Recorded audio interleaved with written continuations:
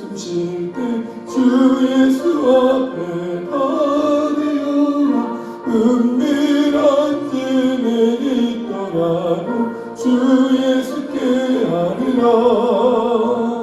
주 예수 앞에 다리어라. 주 우리의 친구니 무엇이나 근심하지 말고 주 예수께 하리라.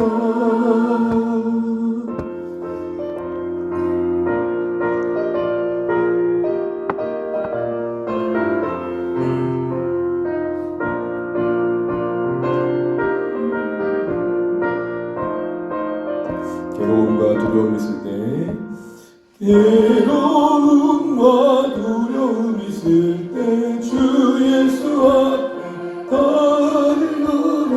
내일 일을 염려하지 말고 주 예수께 하리라.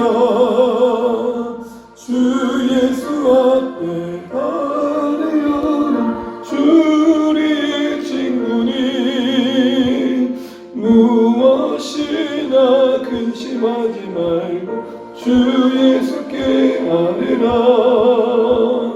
죽음 앞에 겁을 내는 자여 주 예수 앞에 다리어라. 하늘나라 바라보는 자여 주 예수께 하리라. 주 예수 앞에 다리어라. 주 우리의 친구니 무엇이나 근심하지 말고 주 예수께 하리라. 아멘. 우리 함께 보실 말씀은 시편입니다. 시편 102편입니다. 시편 102편 1절에서 18절입니다.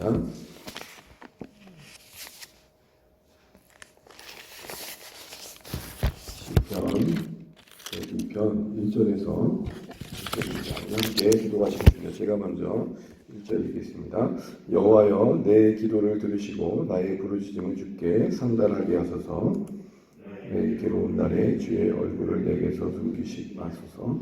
주의 길을 내게 기울이시사 내가 부르짖는 날에 속히 내게 응답하소서. 내 날이 연기같이 소멸하며 내 뼈가 숯같이 탔음이니이다. 내가 음식 먹기도 잊었으므로 내 마음이 불같이 시들고 말라버렸사오며 나의 탄식 소리로 말미암아 나의 샘이 뼈에 붙었나이다. 나는 광야의 올빼미 같고 황폐한 곳에 부엉이같이 되었사오며 내가 밤을 새우니 지붕 위에 외로운 참새 같으니이다. 내 원수들이 종일 나를 비방하며 내게 대항하여 미칠 듯이 날뛰는 자들이 나를 가리켜 맹세하나이다. 나는 죄를 양식같이 먹으며 나는 눈물 섞인 물을 마셨나이다. 주의 분노와 진노로 말미암음이라. 주께서 나를 들어서 던지셨나이다. 내 날이 기울어지는 그림자 같고 내가 불에 시들어진 같으니이다. 여호와여 주는 영원히 계시고 주에 대한 기억은 대대에 이르리이다. 주께서 일어나사 시온을 긍휼히 여기시리니 지금은 그에게 은혜를 베푸실 때라. 정한 기한이 다가오니이다. 주의 종들이 시온의 돌들을 즐거워하며 그의 티끌도 은혜를 받나이다. 이에 문 나라가 여호와의 이름을 경외하며 이 땅의 모든 왕들이 주의 영광을 경외하리니 여호와께서 시온을 건설하시고 그의 영광 중에 나타나셨습니다. 여호와께서 빈궁한 자의 기도를 돌아보시며 그들의 기도를 멸시하지 아니하셨도다. 이 일이 장래 세대를 위하여 기록되리니 창조함을 받을 백성이 여호와를 찬양하리로다. 여호와께서 그의 높은 성소에서 굽어보시며 하늘에서 땅을 살펴보셨으니 이는 갇힌 자의 단식을 들으시며 죽이기로 정한 자를 해당하사 여호와의 이름을 시온에서 그 영예를 예루살렘에서 선포하게 하려 하심이라. 그때의 민족들과 나라들이 함께 모여 여호와를 섬기리로다. 그가 내 힘을 중도에 쇠약하게 하시며 내 날을 짧게 하셨도다. 나의 말이 나의 하나님이여 나의 중년에 나를 데려가지 마옵소서. 주의 연대는 대대에 무궁하나이다. 주께서 옛적에 땅의 기초를 놓으셨사오며 하늘도 주의 손으로 지으신 바이니이다. 장지는 없어지려니와 주는 영존하시겠고 그것들은 다 옷같이 낡으리니 의복까지 바꾸시면 바뀌려니와 주는 한결 같으시고 주의 연대는 무궁하리이다. 같이 읽습니다. 주의 종들의 자손은 항상 안전히 거주하고 그의 우선은 주 앞에 있게 되리라 하였도다. 아멘. 함께 인사하시겠습니다. 한국 많이 받으십시오. 감사합니다. 네. 고난주간 잘 마치고 또 이렇게 또 새벽에 또 함께도 감사합니다. 오늘 본문의 말씀이 좀 길긴 한데 큰 틀에서 우리에게 주는 교훈도 좀 살펴보고 함께 기도하는 시간을 갖고자 합니다.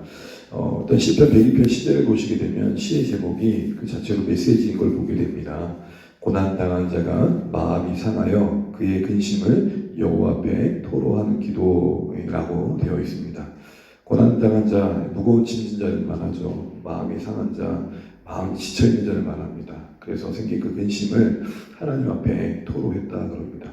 요 시제를 보게 되면 찬양 가사가 하나 딱 생각나죠. 괴로울 때 주님의 얼굴 보라 능력의 주님 바라보아라. 바로 이 찬양 제목 그대로 시제가 담겨 있습니다. 특별히 토로라는 말은 다른 말이 아니죠. 다 아시는 것처럼 마음에 있는 것을 죄다 다 드러내는 걸 말합니다. 이 토자라는 말이 우리가 뭔가 개울 때 말하는 거죠. 토해내는 것입니다. 여러분 대복도 좀 그렇지만 뭔가를 토해낼 때 그럼 거르지 않잖아요. 아이고 당근 나오면 당근 다시 들어가고 그러지 않잖아요. 그냥 쏟아져 나오는 거잖아요. 인생의 그 무거운 짐이 오늘 시인의 마음을 짓눌러서 쏟아내고 있는 걸 말합니다. 근데 여기서 참 감사할 것이 분명 고난은 힘든 것이고 마음이 상한 것은 참 어려운 것이지만 그래도 신자들에겐 토로할 대상이 있다는 게 참 감사하다 싶은 생각을 한번 해보게 됩니다. 힘든 것은 힘든 것 그 자체도 힘들지만 그 힘든 것을 나눌 곳이 없고 또 힘든 것을 누군가에게 맡길 곳이 없다는 건 더 힘든 거죠. 그런 중에 오늘 시인이 보이는 모습에서 우리 한 두 가지 정도 질문을 통해서 우리 자신을 좀 돌아보면 좋겠습니다. 첫 번째는 고난과 괴로운 날들이 우리에게 부르짖는 날이 되고 있는가라는 것입니다. 1절, 2절 다시 한번 읽어보겠습니다. 1절, 2절입니다. 시작. 여호와여 내 기도를 들으시고 나의 부르짖음을 주께 삼가하게 하소서. 나의 괴로운 날에 주의 얼굴을 내게서 숨기지 마소서. 주의 길을 내게 기울이사 내가 부르짖는 날에 속히 내게 응답하소서. 아멘. 1절 한마디로 자신의 부르짖음에 하나님께서 귀 기울여 주시고 속히 응답해 주실 것을 구하고 있습니다. 그런데 여러분 표현을 보게 되면 2절 보세요. 자신의 그 괴로운 날이 후반절에 보게 되면 부르짖는 날이 되고 있습니다.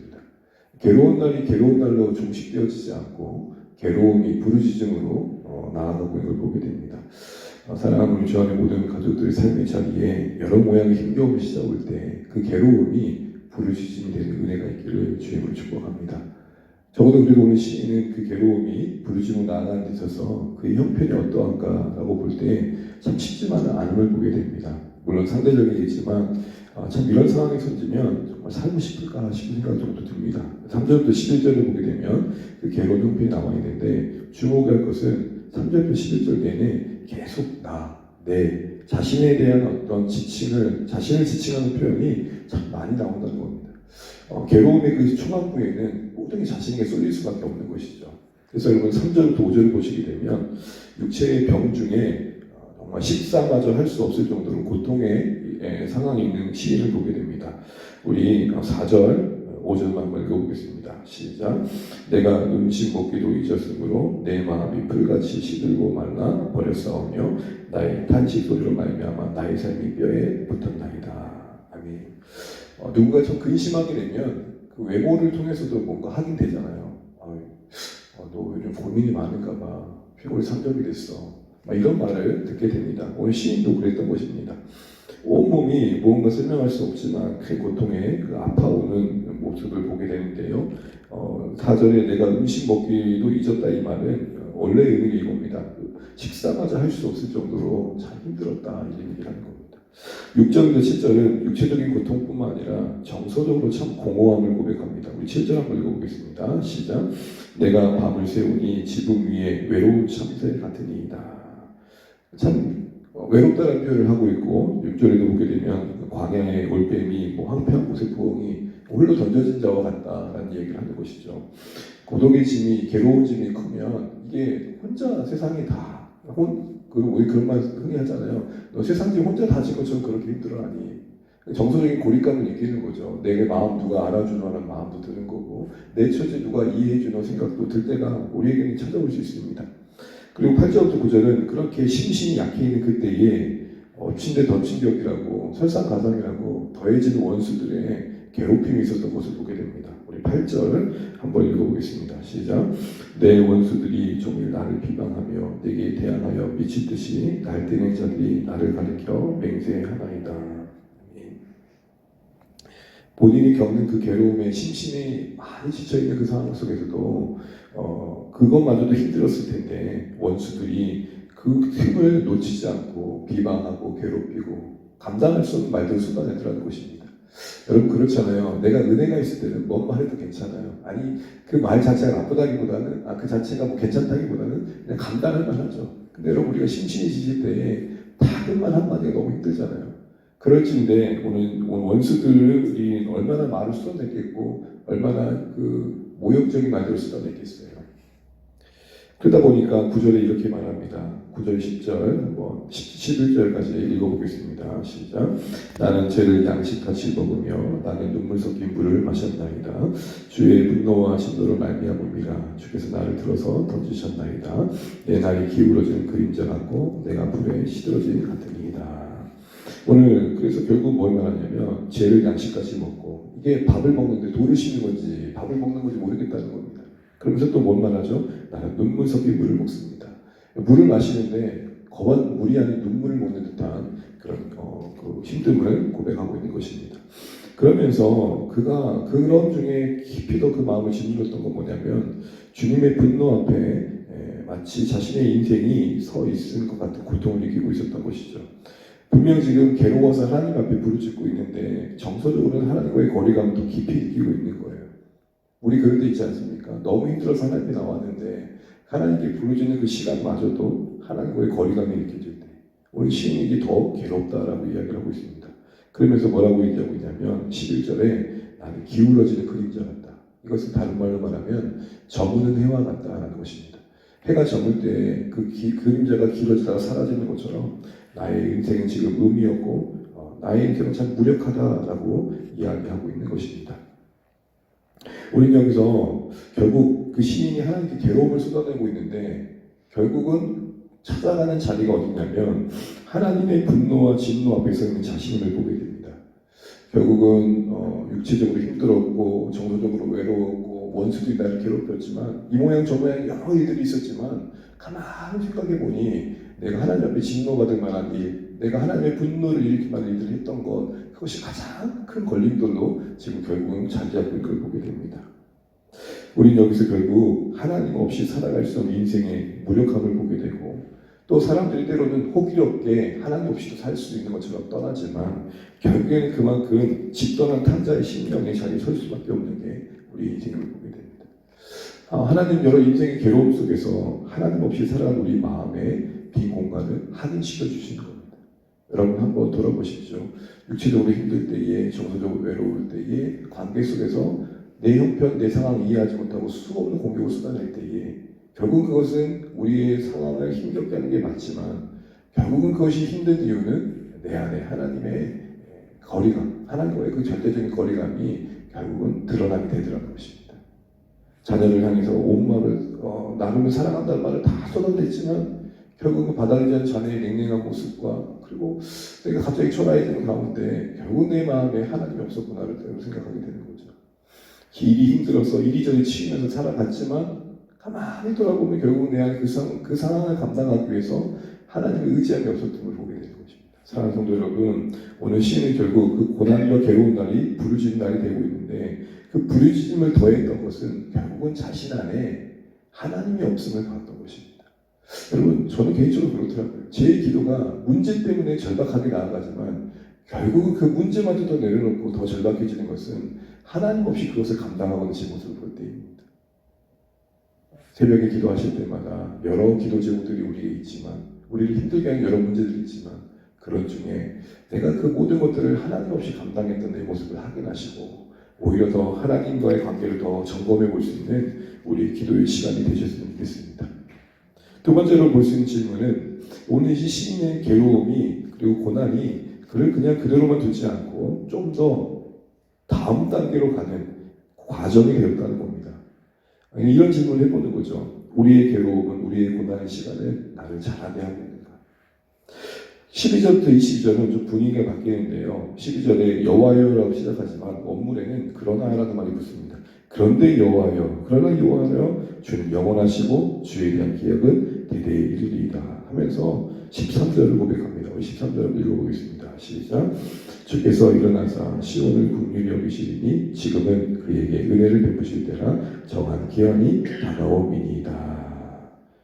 여러분, 지금 시인은 앞서서는 자신에게로 집중되어 있었습니다. 그런데 가만히 하나님을 묵상하는 중에 또 하나님의 말씀 앞에서 그의 시선이 지금 공동체의 어려움을 향하고 있는 걸 보게 됩니다. 시온이라는 공동체를 향하고 있습니다. 한마디로 개인의 탐원시가 공동체를 향한 탐원으로 전환되고 있는 것입니다. 이게 지금 시편 102편이 참 독특한 일이에요. 시온의 긍휼을 구하고 있습니다. 그러면서 언급하는 단어가 정한 기한의 다가옴을 지금 언급하고 있습니다. 하나님께서 구약의 이스라엘 백성들이 유다가 망할 때에 에르미를 통해서 70년이라는 기한이 되면 돌아오게 할 거라는 약속을 하셨습니다. 그러니까 시인은 지금 이 당시가 아마도 유다가 나라의 강대국의 어려움을 겪고 포로로 잡혀갔던 그 시절인 것 같아요. 그러니까 나라의 형편이 엉망이었던 거죠. 그러면서 말씀에서 약속하셨던 정한 기한을 생각했던 거예요. 여기서 우리는 뭘 보게 됩니까? 자신의 처지와 형편의 괴로움 속에서 지금 자신의 조국의 상황도 별반 다르지 않음을 보면서 깊이 공감하고 있는 거예요. 여러분, 내가 어렵고 나니까 다른 어려운 사람들의 어려움이 이해되어 와닿잖아요.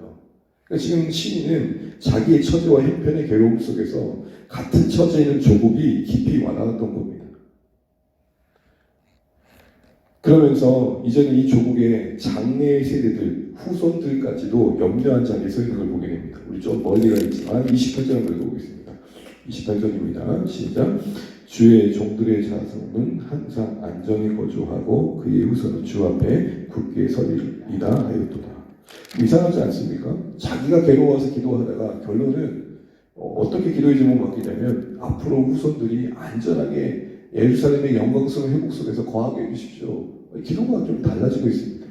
여러분, 여기서 우리 뭘 봅니까? 한나의 기도가 생각납니다. 한나의 기도는 어땠습니까? 뭘로 시작했죠? 자녀 없음의 괴로움, 본인과의 괴롭힘에 너무 힘들어서 하나님께 호소를 합니다. 그런데 여러분, 그의 기도를 뭘로 맞춰주죠? 나에게 자녀를 주시는 하나님께 드리겠습니다. 이스라엘 위해서 드리겠습니다. 결국 그려진 그 사무엘이 사사시대를 종식하고 이스라엘의 왕정시대를 여는 전환점의 중요한 역할을 감당합니다. 자신도 한나는 자식이 없어 괴로웠는데 어떤 마음이 그에게 찾아왔을까요? 여호와께 그 마음을 통해하는 중에 자식이 없어 괴로운 자신과 하나님께서 보실 때 정말 쓰실 만한 사람 없는 괴로워하는 하나님의 마음이 이해되었던 것이죠. 사랑하는 성도 여러분, 오늘 시인은 분명히 괴롭습니다. 그런데 그 괴로움 속에서 조국이 보입니다. 자신의 처지와 함께 조국의 형편이 오버랩되면서 조국이 회복될 것을 바라봅니다. 여기서 우리는 중요한 사실을 알게 됩니다. 한 개인의 괴로움이었지만 그것이 오늘 조국의 아픔의 공감으로 확장되어진 걸 보면서 그 안에 하나님의 말씀에 비춰주심이 있었고 하나님의 묵상함이 있었음을 보면서 결국 고난 속에 우리가 하나님과 동행하면서 하나님이 우리 안에 만드시는 것은 누군가를 더 이해해야 하는 자리를 우리를 세우고 가신다는 겁니다. 여러분, 혹시 우리 너무 정답만 얘기하고 있는 자리에 있지 않은지 돌아보시면 좋겠습니다. 신앙이 자라고 깊어져 간다는 건 이런 거 아닐까요? 누가 이렇게 얘기하는 거예요. 아이고, 요즘 이만저만해서 팔다리가 아프네. 그러면 대부분 하는 말이 뭐죠? 아이고, 늙어서 그래. 이게 아니고 이렇게 하면 얼마나 멋질까요? 아이고, 얼마나 힘드세요. 혹시 힘쓸 일이 있거나 모은 일이 있으면 저를 부르세요. 사랑하는 성도 여러분, 작은 것 같지만 그 작은 것 속에 공감과 배려와 그 형편 속에서 얼마나 힘들었을까를 이해해주며 돕고자 하는 마음을 담아내는 것, 그게 우리 안의 자라의 모습이고 그것이 고난 중에 자라가 들어가는 것입니다. 이런 의미에서 고난이라는 것은 우리의 어떤 잘못을 응징하는 것을 뛰어넘어서 우리를 다시 한번 깨우고 그 다음 단계의 있음을 보여주는 은혜가 있는 것이죠. 우리는 점점 이만하면 됐지라는 자리에 머물 때가 참 많습니다. 이만하면 됐지. 그런데 그것을 깨고 한 걸음 더 깊어지도록 하나님 우리를 이끌어 가십니다. 오늘 시인이 자신의 괴로움만 머물지 않고 그것이 오히려 기회가 되어 조국의 아픔과 어려움을 이해하고 그 조국을 향한 하나님의 말씀을 기억하며 조국의 회복을 향한 마음을 또 확장하여 기도하였던 말입니다. 말씀을 맺으면서 이제 코로나 상황이 어느 정도 지나가는 듯한 여러 가지 변화들이 있습니다. 물론 아직도 가야 할 먼 길이지만 그래도 2년이 넘는 긴 시간 속에 이제 조금 더 나아지는 자리로 가고 있습니다. 우리에게 지금 질문해 볼 것도 있어요. 처음 코로나가 찾아왔을 때 이게 뭔가 하는 생각도 되게 많이 했고 여기저기서 그건 하나님의 심판이다. 하나님의 교회를 징계하시는 거다. 이 모양 저 모양 이런 얘기를 많이 했습니다. 그러나 여러분 여러 가지 이야기할 수 있지만 분명한 한 가지는 이 코로나 상황이 하나님이 뭔가 섭리해서 허락된 거라면 우리 자신에게 질문해 볼 것이 있습니다. 이 시간을 지나면 우리 잘하고 있는가? 찾아온 이 불편함 속에서 우리 안에 잘하고 있는 것이 있다면 무엇인가? 우리의 이런 위기를 품고 살아가는 일상 속에 우리가 당연시 여겼던 것들에 감사가 더해지고 있고 그렇게 소중히 여겨졌던 이 예배를 잃어버렸던 시간들 속에 예배에 대한 마음은 더 깊어지고 있는가라는 것이죠. 여러분 오늘 14절 말씀을 한번 읽고 마치겠습니다. 14절입니다. 시작.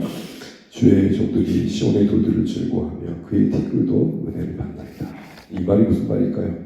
말씀대로 이스라엘이 포로 가운데서 돌아오게 될 때에 돌아온 그 주의 종들은 시온을 그렇게도 보고 싶었던 만큼 티끌 하나도 너무나도 고맙게 여겨질 것입니다. 은혜롭게 여겨질 것입니다. 여러분 한번 생각해 보세요. 우리가 여기 온 지 이제 3주 되어 가는데 갑자기 여기 폐쇄돼가지고 한 몇 개월 동안 못 왔다고 생각해 보세요. 하나하나 생각나겠죠. 그리고 오랜만에 돌아왔을 때에 하추가 그냥 하추겠습니까? 작은 거 하나하나가 더 감사하게 여겨지는 것이죠. 바로 이것이 오늘 하나님께서 고난 속에서 우리에게 만들어 가신 것들입니다. 말씀을 맺습니다. 괴로운 날이 부르짖는 날 되시길 바랍니다. 더하여 그 괴로움과 고난 속에서 우리에게 뭔가 좀 더 다음 단계로 우리를 이끌어 가시는 하나님의 크심을 보시길 바랍니다. 우리 자신도 괴로움과 고난을 지나며 더 깊어지고 있는지, 누군가에 대한 이해와 공감이 더 커져가고 있는지, 또한 당연했던 것들 속에서 감사의 마음이 커져가고 있는지 돌아보시면서 하나님의 은혜 안에서 우리 인생의 모든 것들이 하나님께로 더욱 향하고 하나님께서 원하시는 열매를 맺는 여정 되어지시기를 주의 이름으로 축복합니다. 365장 진행하겠습니다.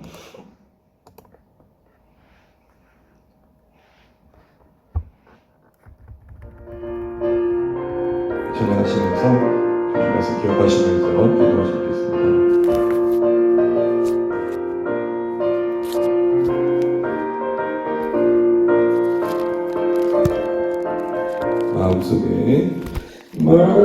마음속에 근심있는 사람 주 예수 앞에 달려라.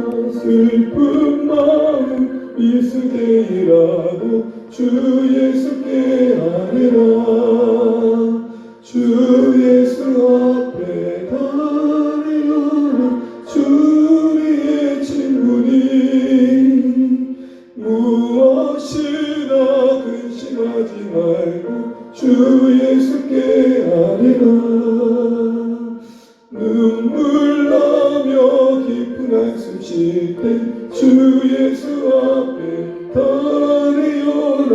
은밀한 죄 내게 있더라도 주 예수께 아뢰라. 주 예수 앞에 달려라. 주 우리의 친구니 무엇이나 근심하지 말고 주 예수께 아뢰라.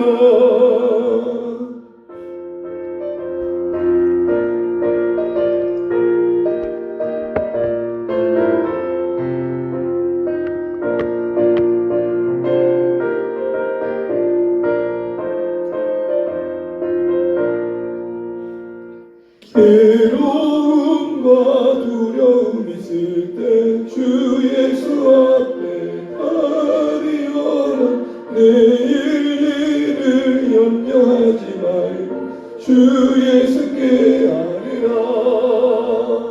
주 예수 앞에 아뢰라. 주 우리의 친구님 무엇이나 근심하지 말고 주 예수께 아뢰라. 죽음 앞에 겁을 내는 자여 주 예수 앞에 아뢰라.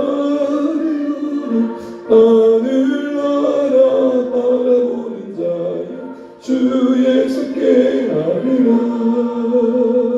주 예수 앞에 아뢰라. 주 우리의 친구님 무엇이나 근심하지 말고 주 예수께 아뢰라. 아멘. 원하시는 날 감사하면서 함께 기도하면 좋겠습니다. 특별히 지난주에 또 부활주에 주셨던 말씀도 기억하면 좋겠습니다. 하나님께 우리에게 허락하시는 하루하루가 그 부활의 경험하는 하루가 되었으면 좋겠습니다. 부활의 소망 가운데 우리가 오늘 더 거룩해져가고 더 복음 위에 희생해가며 더 사랑하는 삶의 자리에 서면 좋겠고, 여러분도 주신 말씀처럼 때로는 인생의 괴로움 속에서도 그 괴로움 속에 그날이 주님을 더 찾는 부르신 날 되면 좋겠고, 부르신 중에 내가 그동안 하나님을 너무 의지하지 않았구나, 하나님과 너무 멀어졌었구나, 하나님과의 거리감을 확인하는 은혜가 있으면 좋겠습니다. 또한 고난의 시간을 지나며 더 자라날 수 있는 은혜가 있도록 도와주겠습니다. 주 안에 모든 사랑하는 가족들이 좀 더 강건하게 지나갈 수 있도록 이 시간들을 축복해달라고 기도하시면 좋겠습니다. 특별히 우리가 사랑하는 품고 기도하는 VIP들과 또 가족들을 위해서도 기도해 주시고, 이제 우리가 이제 새로운 예배 초소에서 지내고 있는데, 하나님 우리를 옮기신 이곳에서 하나님 또 복음의 신전을 이루어갈 수 있길 원합니다. 우리 영혼에 대한 관심도 커져가게 하시고, 또 섬기는 영혼들 속에 시적인 기도와 섬김 속에서 회복되어지고 복게 해달라고 기도하시면 되고, 우리의 예배와 우리 모임 가운데 하나님의 은혜가 있도록 기도하시면 좋겠습니다. 또 각자의 일상을 두고 기도하시다가 또 은혜 중에 승리하시기 바랍니다. 함께 기도하겠습니다. 하나님 아버지 감사합니다.